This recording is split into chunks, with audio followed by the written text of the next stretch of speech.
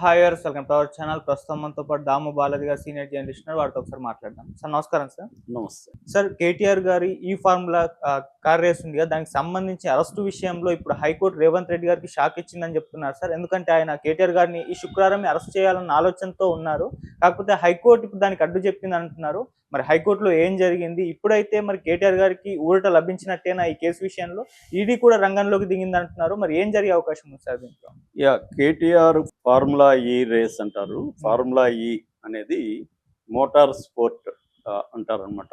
అంటే వరల్డ్లో ఎప్పటి నుంచో ఈ మోటార్ స్పోర్ట్ అనేది జరుగుతుంది. అది టెక్నాలజీ చేంజెస్ని బట్టి కార్లలో కూడా చేంజెస్ వస్తుంది. అలాగా ఇప్పుడు ఎలక్ట్రిక్ వెహికల్స్ వస్తున్నాయి కాబట్టి ఎలక్ట్రిక్ వెహికల్స్ని స్పెషల్గా రేసింగ్ వెహికల్స్ తయారు చేసి దాదాపు 322 కిలోమీటర్ల వరకు కూడా అది వెళ్ళగలుగుతుంది. ఆ స్పీడ్లో ఉంటుంది. దానికి ఓపెన్ వీల్ ఇది ఉంటుంది. సో దాన్ని స్పెషల్ ట్రైనింగ్ తీసుకున్న వాళ్ళు రేస్ చేస్తారు. ఇది వరల్డ్ వైడ్గా అర్బన్ సెంటర్స్లో జరుగుతుంది. సిటీలలో కూడా ఎక్కడో మూల కాకుండా అర్బన్ సెంటర్లో జరుగుతుంది.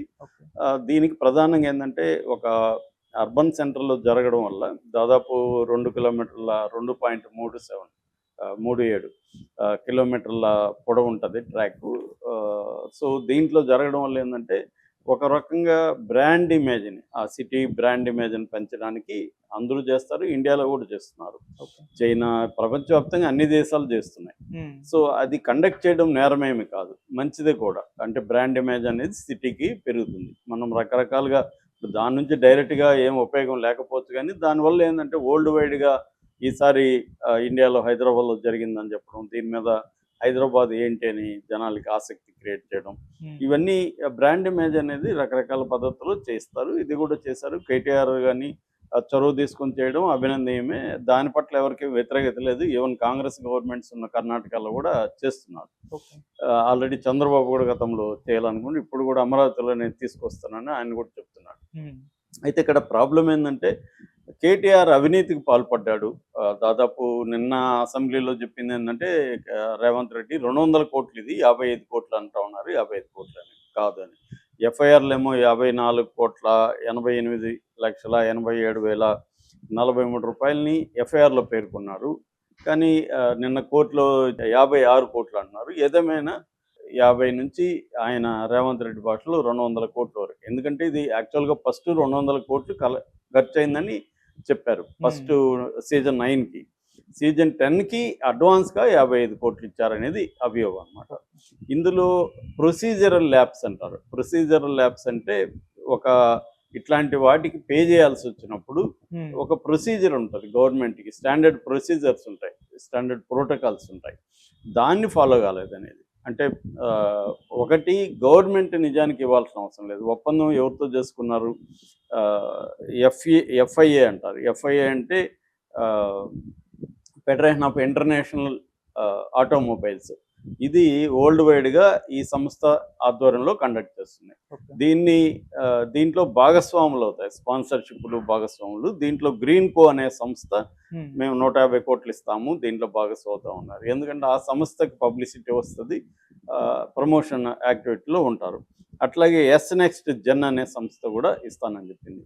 కానీ రెండో దఫా వచ్చేసరికి ఈ గ్రీన్ కో సంస్థ విత్డ్రా అయిపోయింది. విత్డ్రా అయిపోయినప్పుడు గవర్నమెంట్ ఇవ్వాల్సి వచ్చింది. అది హెచ్ఎండిఏ నుంచి ఇచ్చారు. హెచ్ఎండిఏ అంటే హైదరాబాద్ డెవలప్మెంట్ మెట్రో అథారిటీ. దీని నుంచి ఇచ్చారు డబ్బులు.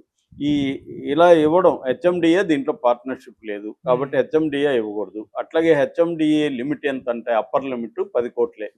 అంతకంటే ఎక్కువ ఇవ్వాలంటే సంబంధిత అర్బన్ డెవలప్మెంట్ మినిస్ట్రీ నుంచి పర్మిషన్ తీసుకోవాలి. అదేమి తీసుకోలేదు కాబట్టి ఇచ్చేశారు.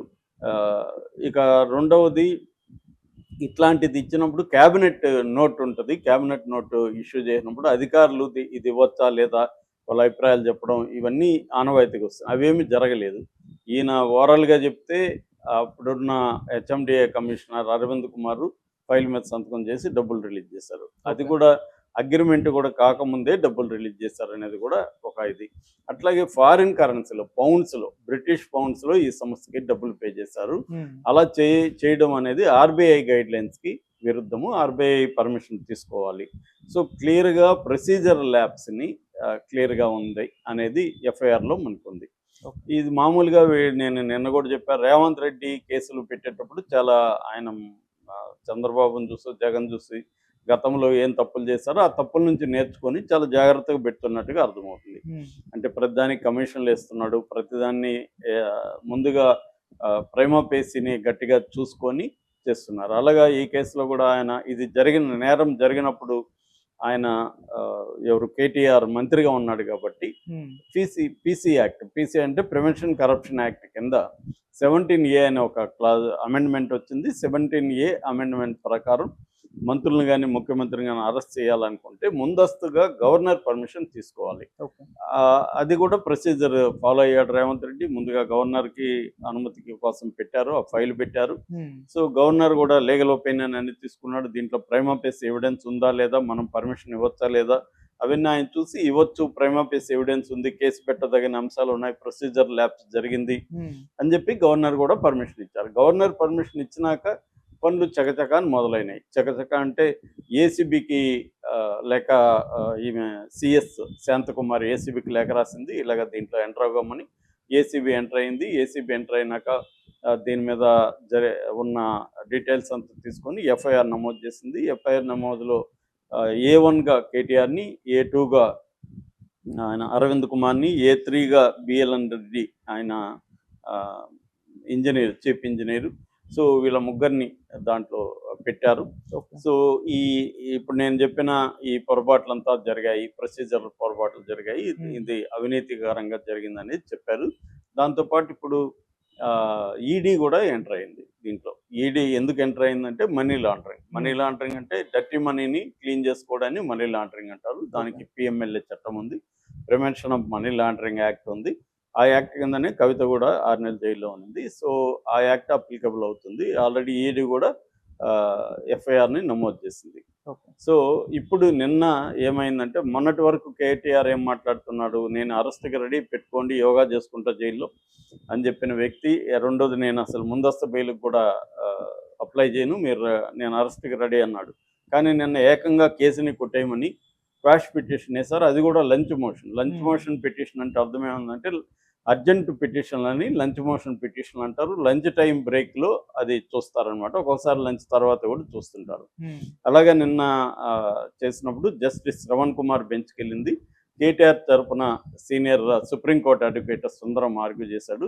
ఇటు గవర్నమెంట్ తరపున advocate general Surender Reddy argue చేశారు. సో ముందుగా సుందరం ఏం చెప్పాడంటే, అసలు కేటీఆర్కి దీనికి సంబంధమే లేదు, ఇది మామూలుగా ప్రతి దేశంలో జరుగుతుంటుంది, జరిగింది. ఈయన మున్సిపల్ శాఖ మంత్రిగా ఈయన ఒక ప్రైవేటు సంస్థ స్పాన్సర్ ఉంది, అది విత్డ్రా అయిపోయినప్పుడు గవర్నమెంట్ ఎంటర్ అయ్యి మన హైదరాబాద్ బ్రాండ్ ఇమేజ్ పెంచడం కోసమే డబ్బులు రిలీజ్ చేస్తాం. మేము ఆ సంస్థకు డబ్బులు ఇచ్చాం. దీంట్లో ఎక్కడ అగ్రిమెంట్లో ఏముందో దాన్ని బట్టే డబ్బులు ఇచ్చారు. దీంట్లో ఏమీ ల్యాప్సెస్ ఏమీ జరగలేదు, కేటీఆర్కి అసలు సంబంధం లేదు. అట్లాగే రెండోది ఏంటంటే, ఎప్పుడైనా ఇట్లాంటి పీసీ యాక్ట్ కింద డబ్బులు ఇస్తే తీసుకున్న వాళ్ళు కూడా దాంట్లో భాగం అవుతారు. కానీ దీంట్లో FIA ఏదైతే సంస్థ ఉందో, ఫెడరేషన్ ఆఫ్ ఇంటర్నేషనల్ ఆటోమొబైల్, దాన్ని చేర్చలేదు. కాబట్టి ఇది పీసీ యాక్ట్ దీనికి వర్తించదు అనేది ఆర్గ్యూ చేశారు. కాబట్టి ఈ సెక్షన్లు ఏవి ఈయనకి వర్తించవు, కాబట్టి కేసు కొట్టేయమని ఆర్గ్యూ చేశారు. ఇటు గవర్నమెంట్ ప్లేటర్ ఏమో ఇందాక నేను చెప్పినవన్నీ FIRలో ఉన్నవి, అసలు అగ్రిమెంటు అవ్వకముందే డబ్బులు రిలీజ్ చేశారు. ఈ HMDAకి 10 కోట్లు అంటే ఎక్కువ ఉంటే మినిస్టర్ పర్మిషన్ తీసుకోవాలి, ఇవన్నీ ఆయన ఆర్గ్యూ చేశారు. రెండోది FIR అయిన వెంటనే క్వాష్ పిటిషన్ వేయడం కూడా కరెక్ట్ కాదు, అసలు ఈ పిటిషన్కే విచారణ అర్హత లేదు అనేది ఇక్కడ సుదర్శన్ రెడ్డి ఆర్గ్యూ చేశారు.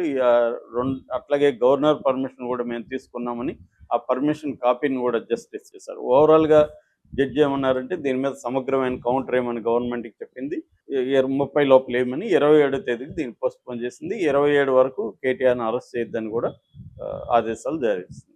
ఇక్కడి వరకు రేవంత్ రెడ్డికి షాక్ అని బయట వార్తలు వస్తున్నాయి. రేవంత్ రెడ్డి ఏమనుకున్నాడు, ఫ్రైడే అరెస్ట్ చేసేసి 2 రోజులైనా లోపల ఉంటాడు, మళ్ళీ చూసుకుందాం అనుకున్నాడు. ఎందుకంటే 409 ఐపీసీ దీంట్లో ఉంది. అదేంటంటే 8 ఏళ్ళకు పైబడిన జైలు శిక్ష పైబడిన కేసులు సెక్షన్లు కానీ పెడితే అది నాన్ బెయిలబుల్ అవుతుంది. సో ముందస్తు నోటీసులు ఇవ్వాల్సిన లేదు, మేజిస్ట్రేట్ పర్మిషన్ అవసరం లేదు. సో ఆ యాంగిల్లో కేసు పెట్టారు. కానీ ఆయన లంచ్ మోషన్ పిటిషన్ వేస్తారని ఎవరు అనుకోవాలి. కావాలని స్ట్రాటజిక్గా నేను బెయిల్కి కూడా అప్లై చేయనని కేటీఆర్ బయట బిల్డప్ ఇస్తూ కోర్టుకు వెళ్ళినట్టుగా మనకు అర్థమవుతుంది. ఎందుకంటే ముందుగా ప్లాన్ చేసుకోకపోతే ఇవన్నీ జరగవు కదా. సో కేటీఆర్ కూడా స్ట్రాటజిక్గా వెళ్తున్నట్టు కనబడుతుంది రేవంత్ రెడ్డి స్ట్రాటజీని. ఒక పక్క అసెంబ్లీలో కూడా దీని మీద నిన్న పెద్ద గొడవ జరిగింది, చర్చించాలని చెప్పి ఫైనల్గా రేవంత్ రెడ్డి కూడా మేము కూడా రెడీ చర్చించాలని అన్నారు. చర్చిస్తేనే మంచిది. యాక్చువల్గా చర్చిస్తే ఏంటంటే అసలు నిజంగా రేవంత్ రెడ్డి ఆరోపణలు కరెక్టా కాదనేది వీళ్ళు నిరూపించాలి కదా. కేటీఆర్ కూడా చాలా కాన్ఫిడెంట్గా ఉన్నాడు అసలు జరగలేదని. అంటే వాళ్ళు చెప్తున్న ఆరోపణలు ఎఫ్ఐఆర్లు ఏమో ఉన్నాయి, అవన్నీ అబద్ధాలు అనేది కేటీఆర్ నిరూపించాలి. అటు అసెంబ్లీలో చర్చదే మంచిదే, కోర్టులో